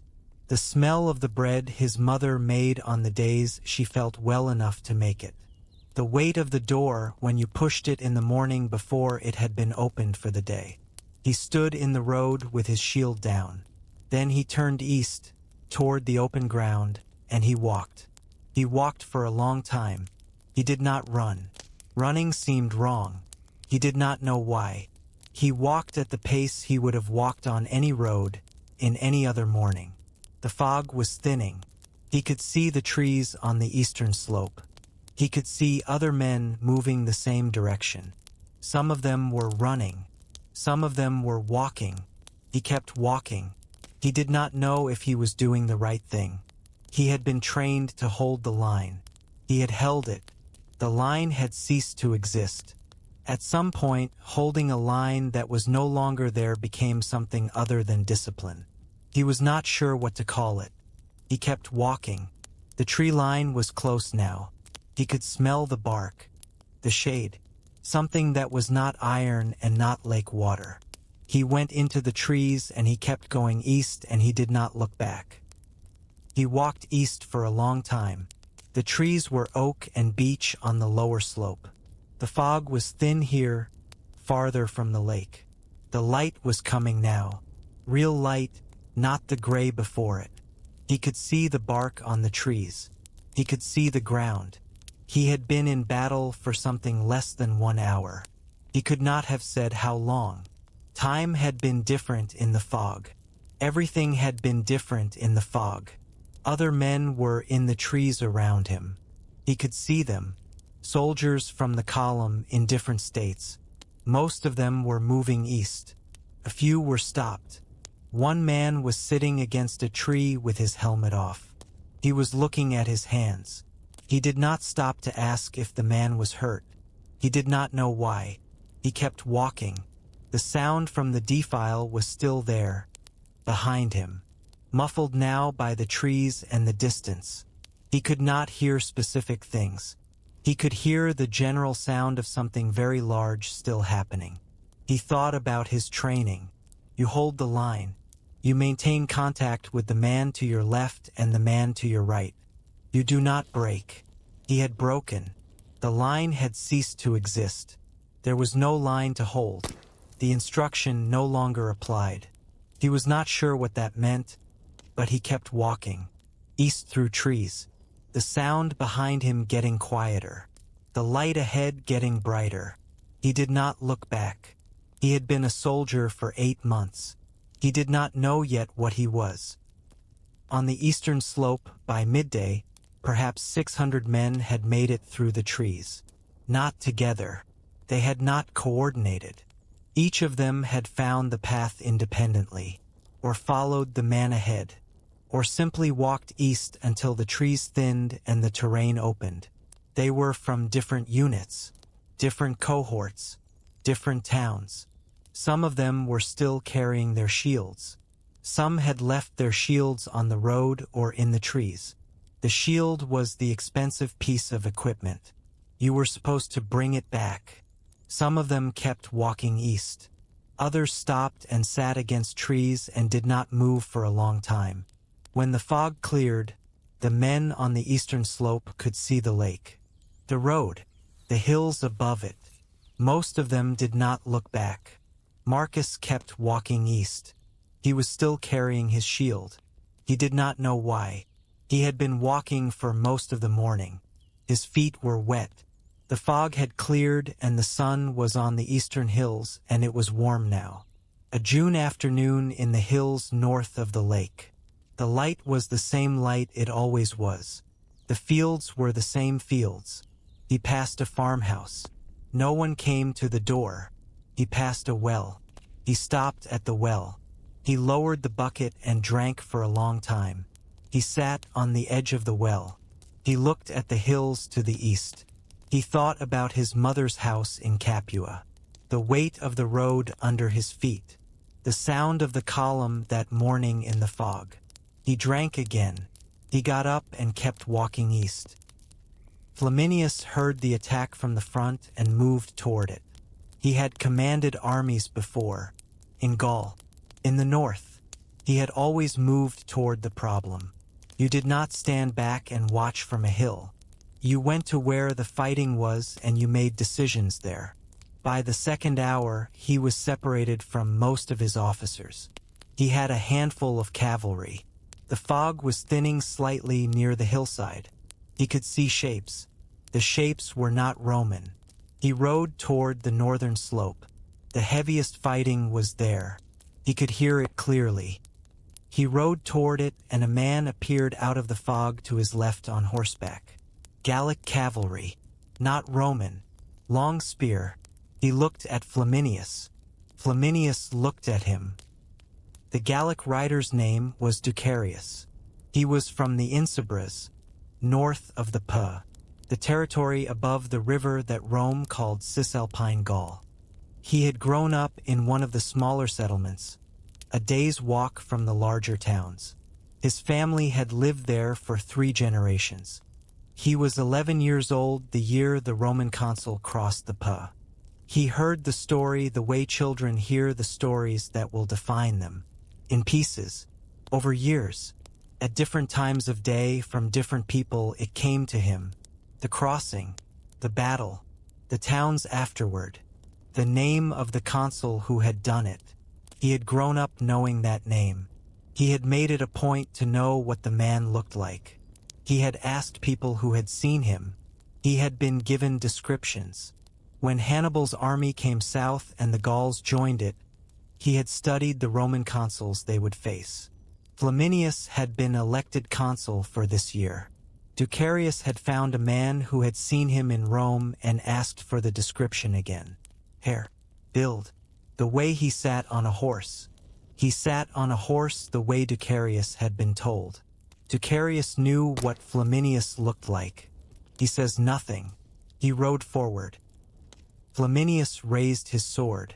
He had not survived 2 consulships by being slow. He was not slow, but Ducarius had been riding toward this moment for 11 years. He had not been slow either.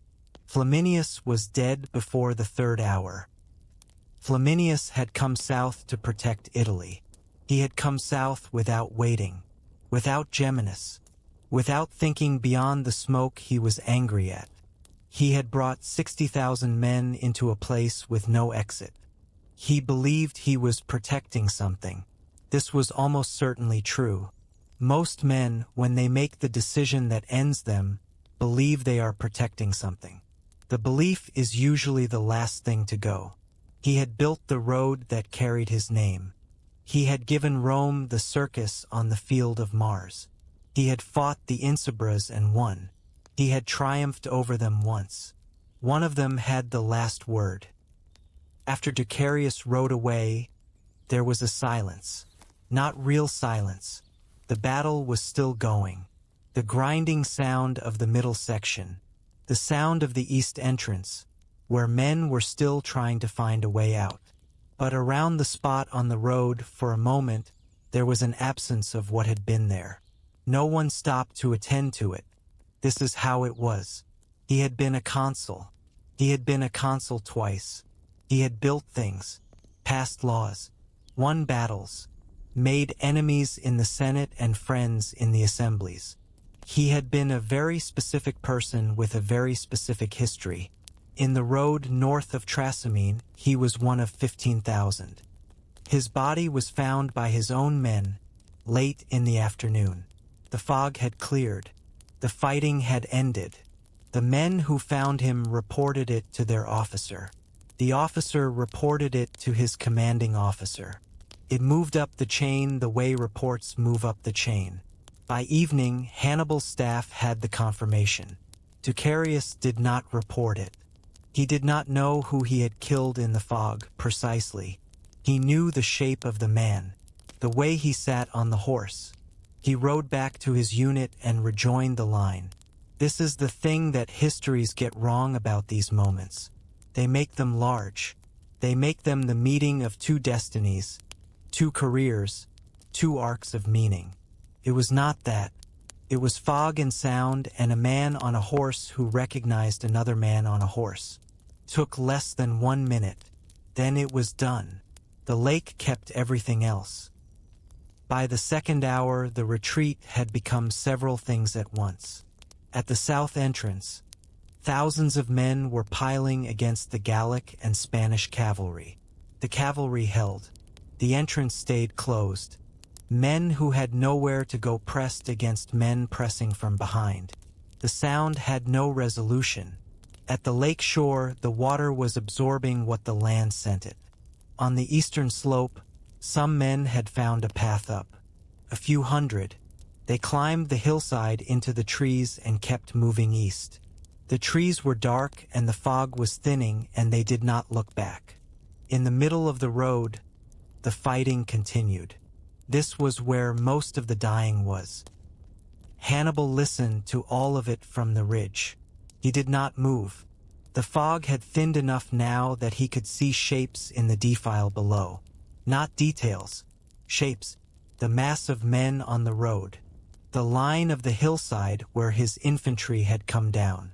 The pale surface of the lake on the left. He pressed his thumb against his knuckle. He counted the sounds the way he counted everything. The slinger impacts had mostly stopped. No more targets visible enough to aim at. The heavy infantry contact was still going, but slower. The cavalry at the entrance was holding. He could hear that too. All of it was where it was supposed to be. He looked at the road below. He had walked that road in the dark. He had stood in the narrow section and felt the width with his feet. He had counted 17 positions above it. He was standing on one of those positions now. He thought about what his father said about the ground. The ground was for making the fight go the way you needed it to go. He had walked the ground. He had known the ground. The fight had gone the way he needed it to go. By the third hour, the sounds were changing. The grinding had slowed. The volume was lower. The particular sound of large-scale combat was giving way to something smaller and more scattered. He knew what this meant. He had heard it before, after the Trebia, at the Ticinus. When the sounds went from continuous to scattered, a particular phase was ending. By the third hour, it was done. 15,000 Romans were in the field between the hills and the lake. The rest were at the west entrance, pressed against cavalry that did not move. Or they were in the water, Some were moving east along the hillside. Some were sitting in the road. The fog had thinned to almost nothing now. Hannibal could see the road below. He could see the lake. He could see shapes that had stopped moving. Shapes that were still moving. He stood on the ridge. He had counted 8 farms on the left side of the road, walking through Etruria 5 days ago. He had counted 17 positions above the defile. He had counted backward from 600 until he slept. He did not count what was in the road below. He stood there for a long time. Then he came down. Chapter 6. What the lake keeps. The fog lifted slowly. It did not clear all at once. It thinned first at the edges, where the hillside met the open sky. Then the ridge became visible. Then the upper slope. Then, in stages, the road. Hannibal came down from the ridge when the road was fully visible. He had not moved from the flat stone for 3 hours. His legs felt the descent. His left eye felt the light. The day was becoming bright now. Warm. The kind of June morning that had nothing wrong with it. He reached the road and stopped. He looked north. The road was empty in that direction. He looked south. The road was not empty. He walked south slowly. He was looking for something he could not name. He had walked through a field after a battle once before in Spain years ago. He had felt something then that he had not been able to name. He felt the same thing now. It was not guilt. He did not have a word for it. It was closer to a kind of weight. The weight of what had happened here, which was very specific and could not be undone. The road was different from what it had been 6 hours ago. Not different in the way that a battlefield is different in the obvious sense. Different in the way that a room is different when the people who were in it have left. The road was still the same road. The stones were the same stones. The hills were the same hills. The lake was the same lake. The light was different. June light coming in at an angle over the eastern hills. It showed things the fog had hidden. Colors, shapes, specific things that the gray before dawn and the white of the fog had smoothed into one general condition. He looked at the road. He did not look at it for long. He walked the length of the middle section. He did not count steps. He did not count anything. The lake was very still. He could see the water from here. It was the same color it always was. Kept no record of what had happened in it. The river carried things away. The lake held them, somewhere under that surface. He stood in the middle of the road for a long time. A name came to him. One of the names from the list he did not write down. A Gallic infantryman who had been with the army since Iberia. He had been on the northern slope. His unit had come down the steepest part. He held the name for a moment. He walked back north. The lake had been here for a long time before this morning. Longer than Rome. Longer than Carthage. Longer than any of the arrangements men had made about who would rule this part of the world. The lake did not have an opinion about this morning. It had an inlet on the north side, the Paganico stream running down from the hills.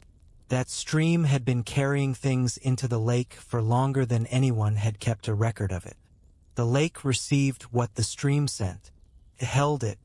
It did not release it. There was no outlet. What came in stayed. He stood at the edge of the water for a moment. The surface was flat. A light June wind moved across it from the north. Small patterns. Nothing that lasted. He had walked this edge in the dark 2 weeks ago. He had held a torch low and counted steps. He had thought about the road and the hills and the angles. He had thought about 60,000 men. He had not thought about the lake. He thought about it now. He walked back to where his officers were waiting. His officers brought him the numbers. Carthaginian losses, roughly 1,500 dead, perhaps more by morning. The Gallic infantry had carried most of it. They had come down the steepest slope in the attack. When you come down a steep slope into a line, two forces meet in your body at once. The momentum of the descent, the resistance of the line.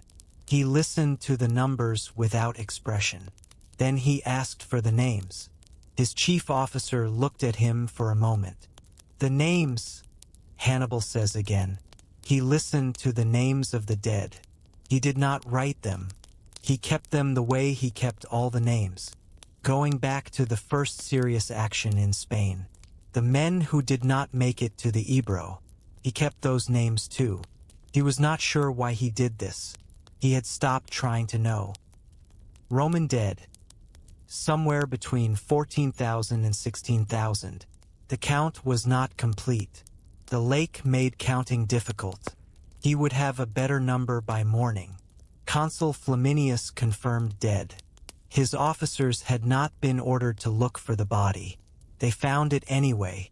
6,000 Romans had broken east toward the open ground. They had fortified a hilltop with their shields. Hannibal had the cavalry around the hill. Leave them until morning, Hannibal says. He listened to the rest of the report. He pressed his thumb against his knuckle. He stood in the road for a long time. The numbers from Trasimene. 15,000 dead was the number most often cited in the years that followed. Some sources said more. He did not know the exact number. Nobody did. The lake had taken some. The hillside had taken others. The men who had broken east and been caught by Hannibal were a separate count. What he knew for certain, 6,000 had broken east. They were on the hill now. They would surrender in the morning. 1,500 Carthaginian dead. Mostly Gallic infantry on the steep descent. The Africans had lost less than expected. The Spanish had lost almost nothing. The slingers had been out of reach. One consul dead. The other consul, Geminus, was still at Ariminum. He was 2 days east. He did not know yet. The Senate would know by tomorrow evening. The message was already moving north. He had fought 3 major engagements in Italy since crossing the Alps. He had won all 3.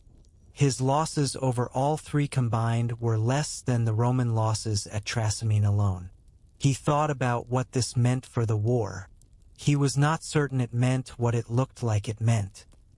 What 15,000 meant. He had thought about this before. After the Trebia it was 10,000. After the Ticinus it was smaller, a cavalry engagement, the numbers were different. Each time the number was larger than the last. Each time he had stood in the aftermath and thought about what the number meant for what came next. At the Trebia, 10,000 Roman dead had meant Rome would field a new army. They always did. He had not been surprised by this. He had planned for it. The plan was to keep going, keep engaging, keep removing men from the field until the calculation changed. He had been calculating the wrong thing. He understood this more clearly now than he had at the Trebia. The number that mattered was not the number of Roman dead. It was the number at which Rome decided it could not continue. He had assumed this number was reachable in 2 or 3 engagements. He was no longer certain of this. A city of 1 million people could field 10 armies, lose all of them, and still have 1 million people. The question was not whether Rome could replace the soldiers. The question was whether Rome would decide to replace them. He had not yet found the number at which Rome would decide not to. He pressed his thumb against his knuckle. He thought about this for a long time, standing in the road. The prisoners were brought to the open ground east of the road. He walked among them. The Romans and the Italian allies were separated. This was done quickly. His officers had practiced it. He went to the Italian allies first. He stood in front of them. There were perhaps 4,000. Farmers' sons, merchants' sons, men who owed Rome the loyalty a smaller person owes when there is no other option. You did not choose this war, Hannibal says. He looked at them. Go home, he says. They looked at him for a long moment. as if waiting for the rest of the sentence. There was no rest of the sentence. He turned back to his officers. He had said this before. He would say it again. It was not generosity.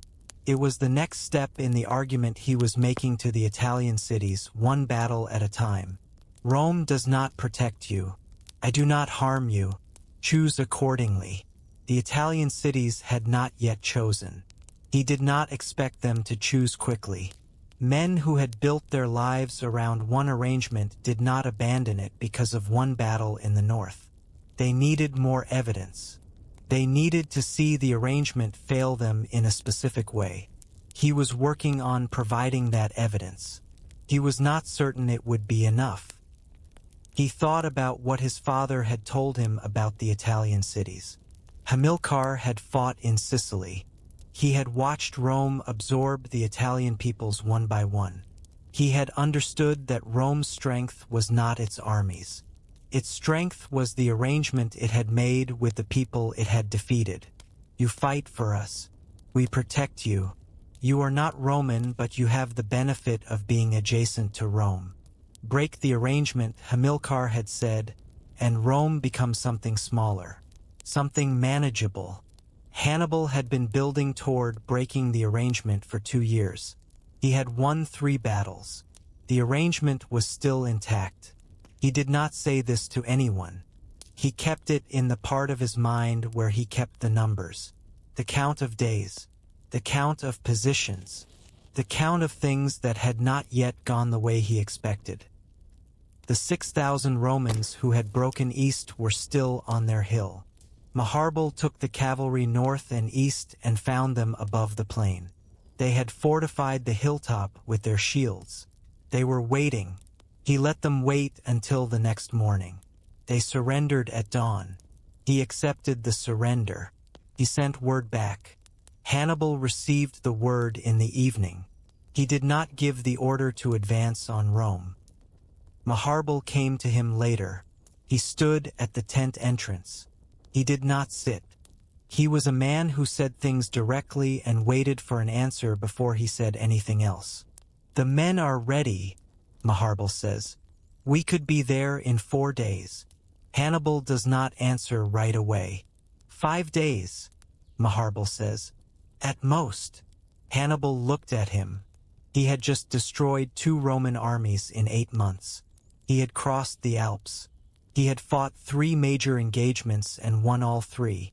His supply lines ran back over the mountains and through Gaul. He had one eye. Rome had walls. The walls had not been breached in 200 years. He had thought about this before today. He had thought about it after the Trebia when the question first became real. A city with walls was a different problem from a city without walls. The Gauls had breached those walls once 160 years ago. The city had rebuilt around the experience. The walls were higher now. The garrison was permanent. There were catapults on the towers. And he did not have siege equipment. Not yet, he says.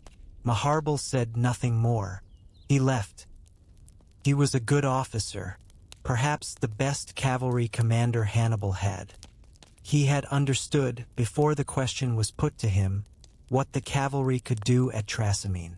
He had executed it without error. He believed the war was effectively over. He had good reason to believe this. By the standard measures of war, the war was effectively over. 3 battles. 2 Roman armies destroyed. A consul dead. The road to Rome open. Hannibal did not believe the war was over. He believed something different. He believed that a city did not surrender because you had won 3 battles. A city surrendered because the thing the city was built on had been removed. He needed to remove the thing. He was not yet certain what it was. The 2 men looked at each other across a gap that neither of them named that evening. It was the kind of gap that looked small in the moment and would look larger later. It would look very large indeed in the end. But that was a different story. That story was not yet begun. That evening a message left the camp for Rome. It was not a message Hannibal sent. It was a survivor. one of many who left that day and the day before, moving north and east toward the city. The soldier named Marcus was one of them. He had come out of the trees east of the defile around midday. He had not stopped walking. He had kept going east until the trees ended. The terrain opened up into rolling hills north of the lake. He was not alone. There were other men moving in the same direction. He did not know how many. He did not count. He kept walking. By midday he had found a road. A secondary road, running north. He did not know its name. He knew it went north, which was the direction he needed. He thought about Arretium, the camp at Arretium. He had been there since April. He knew the camp. He knew the layout. He knew where the mess fires were and which section the water came from and where the horses were kept. He thought about Arretium the way you think about a place that became familiar before you knew it. He walked north. The sun was going west now. Late afternoon. The hills cast long shadows. He was thirsty. He had been thirsty since the lake, which he had looked at and not approached. He thought about water. He thought about his mother's house. He kept walking north. He was carrying his shield. He did not remember picking it up from the road. He had put it down. Then, somewhere in the trees, he must have picked it up again. He did not remember this. He was 23 years old. He had been in a battle. He was walking north. The shield was heavy. The road was empty. The evening was very quiet. By the time he reached the first settlement north of the lake, it was dark. He stopped at the first well he saw. He drank for a long time. He did not think about anything while he drank. He just drank. Rome would hear the news at sunset or the morning after. There was a man in Rome who had been saying something like this was possible. Cautious man. A man who had spent a long career being ignored in the Senate. He walked at a particular pace that people had stopped trying to match. He arrived to things when he arrived. He left when he was finished. He was about to be very necessary. His name would be Fabius. Hannibal did not know this yet. He would learn it in the weeks ahead, from the pattern of what came at him. Or rather, from the pattern of what did not come at him. He would. He went to his tent as the light went down behind the hills west of the lake. He had not eaten. He had not thought about eating. The fire was low. No one tended it. Outside, the lake was doing what it always did. Holding what it had been given. Keeping it. He thought about the road north. He had been in Italy for 8 months. He had won every engagement. He had not lost a significant action since crossing the mountains. By any measurement he knew he was winning. He was not sure he was winning. The distinction was a small one and it mattered very much. Winning a battle was a measurable thing.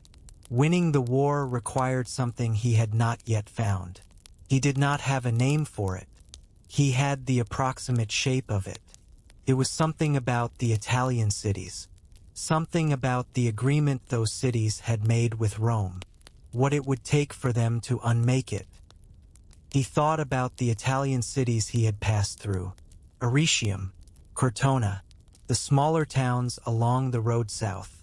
He had moved through their territory for weeks. He had burned their fields. He had taken their grain. He had not harmed the people. None of them had come to him. This was the calculation he kept returning to. After the Trebia, no Italian city had sent representatives. After the Ticinus, no Italian city had sent representatives. He was now winning his third major battle on Italian soil and the cities were still silent. He had expected different. His father had expected different. The theory was clear. Remove the Roman protection and the Italian cities would recalculate. They had been absorbed into Rome's system by force mostly over the past 2 centuries. They were allies in name, subjects in practice. They owed Rome military service and some fraction of their taxes.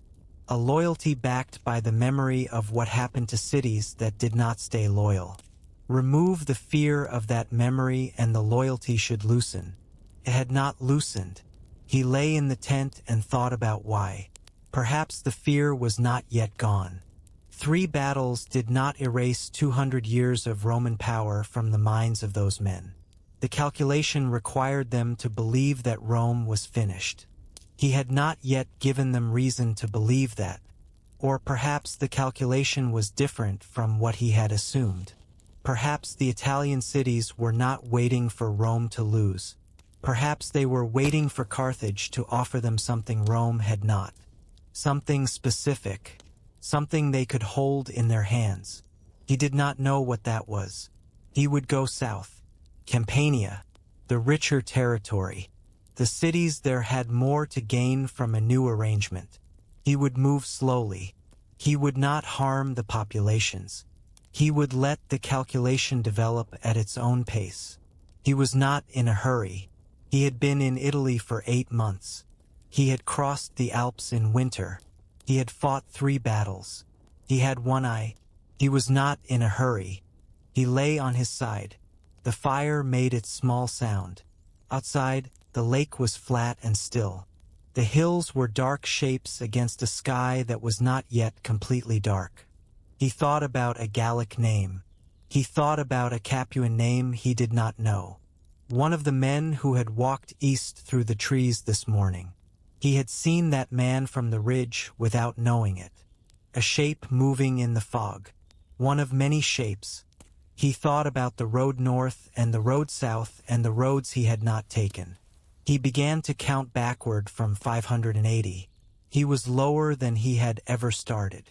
He thought about the signal, the sound of it going out into the white, the 3 breaths he had waited. The lake was out there somewhere, keeping what it had been given. He slept somewhere before 400. Outside the tent, Sura was tied to the post at the edge of the camp. She had been with him since Iberia. She was the last of the 37. She did not know this. She knew the smell of the camp, the smell of the lake, the sound of the fire burning low.